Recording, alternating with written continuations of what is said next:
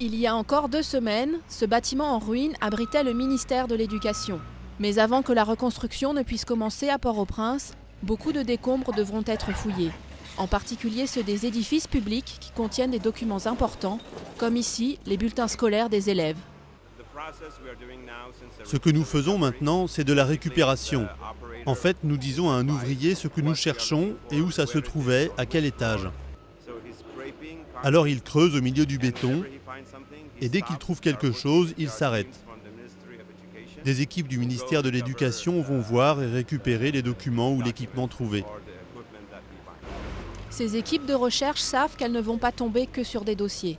Des employés étaient encore dans le bâtiment de 4 étages quand il s'est effondré et une dizaine de corps pourraient se trouver sous les gravats.